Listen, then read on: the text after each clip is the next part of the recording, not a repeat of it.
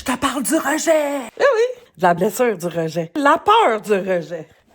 On est toutes pognées avec la peur du rejet. Oui, je te parle de 6 signes qui démontrent que tu as la blessure du rejet ou la peur du rejet. Et mon nom est Caroline Roy, je suis coach relationnel et ça fait 30 ans que j'aide les humains à augmenter leur autonomie affective dans tes relations amoureuses, que tu sois en couple ou célibataire. On y va avec le premier signe.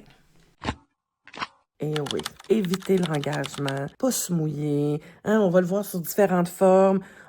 Aussitôt que ça commence à être un peu plus sérieux, de s'enfuir, de pas vouloir passer à une autre étape, juste rester dans le plaisir. La peur de l'engagement, c'est de se mettre en position de peut-être ne pas être aimé et d'être rejeté. Tu vas éviter ça. Je suis pas assez ou je le mérite pas. Donc, pas capable de prendre l'amour. Quelqu'un qui va te faire des compliments, tu vas rejeter. Tu vas avoir de la difficulté à recevoir. Soit en disant, ben non, c'est une vieille affaire. Fait que donc, tu vas être beaucoup dans la justification à ce moment-là parce que, profondément, cette croyance-là t'empêche de prendre l'amour. La validation. Quand on a peur du rejet, là, on manque de confiance, on manque d'assurance, fait qu'on a besoin de se faire valider par les autres, difficulté de prendre des choix. Puis souvent, on veut pas déplaire. Fait que donc, le fait de pas vouloir déplaire, ça fait en sorte que tu vas demander aux autres de venir valider tes choix. Ça va être dur de choisir. C'est-tu mieux ça ou ça? Toi, qu'est-ce que t'en penses? C'est dur de se trouver, de découvrir qui on est quand on va toujours vers les autres, t'sais. Peur de se tromper, peur de déplaire. C'est intimement relié avec la blessure du rejet. Parce qu'une chose qui est importante à comprendre, quand on a la blessure du rejet, il y a 2 façons avec lesquelles on va réagir. 2 façons, ça va être soit je vais tout faire pour me faire rejeter, comme ça que ça va venir valider que j'ai raison d'avoir peur. La deuxième, c'est que je vais tout faire pour pas me faire rejeter. Un autre signe que j'ai envie de te parler, c'est faire passer des tests. Ben oui!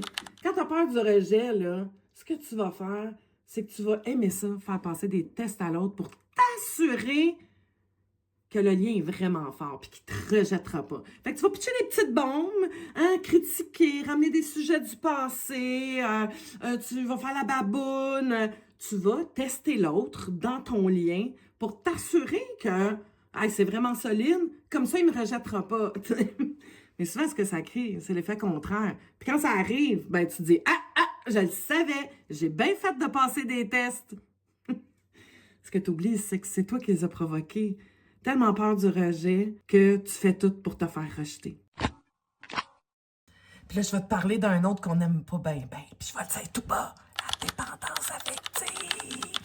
Ben oui, on l'est tous, hein, dépendants affectifs, parce que quand on vient au monde, on dépend totalement des êtres humains qui sont là pour prendre soin de nous. Si eux autres ne s'occupaient pas de nous autres, on crève. Fait que donc, on est tous dépendants affectifs. T'sais. La différence, c'est le degré d'autonomie affective ou le degré de dépendance affective, voilà comme tu veux. Moi, je parle beaucoup d'autonomie affective. Mais de te poser la question, à quel niveau je suis au niveau de mon autonomie, moi? Je suis capable de me nourrir 4 fois sur 10, 5 fois sur 10, 6 fois sur 10, c'était à 7, 8. C'est parfait. Mais ça se travaille en développant et en travaillant sur soi. Et la peur du rejet contribue énormément. Quand tu as eu une blessure du rejet, tu as tellement peur de ça que tu vas vivre toujours dans le regard de l'autre. Ça contribue à la dépendance affective. C'est tous les signes que je te donne là vont te servir d'introspection. Devenir consciente, c'est ça l'objectif.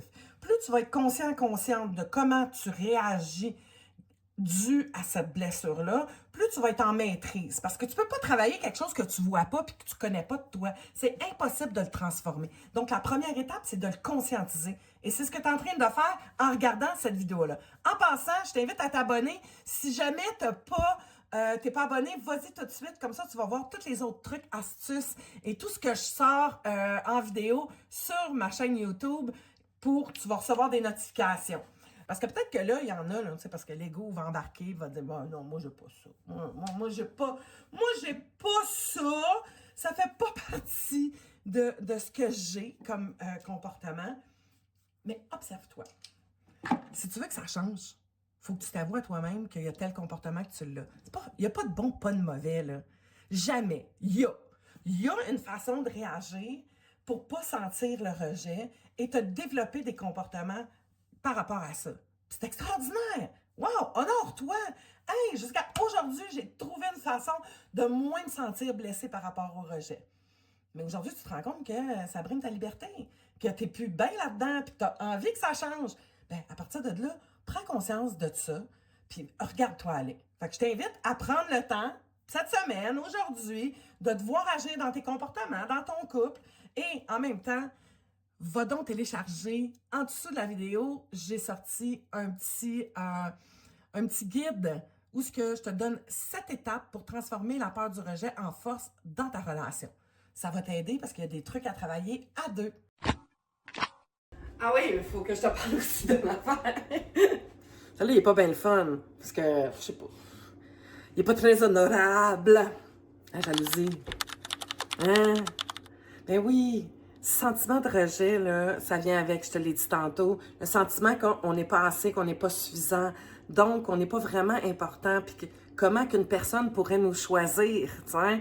Donc, tellement peur d'être rejeté que tu vas tomber dans la jalousie. Parce que, intérieurement, tu sens que tu n'as pas de valeur. Fait que tu es convaincu que la personne qui partage ta vie va le voir aussi, puis va aller ailleurs. Fait que si la personne avec qui t'es, puis tu partages ta vie, est en train de faire son téléphone dans les mains, part arrêt, par un message, ça va venir te coincer. S'il parle trop longtemps avec quelqu'un dans une soirée ou un souper, ça va venir te gosser, tu sais. Ça fait partie des signaux que la peur du rejet, puis la blessure du rejet, tu l'as en toi. Mais ça va aller. Je te le dis. Respire. Ça se travaille. T'es pas condamné. Parce que c'est de la pratique et c'est d'apprendre des nouvelles façons de penser, de voir, de réagir à des situations. Là, si tu réagis comme ça, c'est qu'il te manque d'équipement.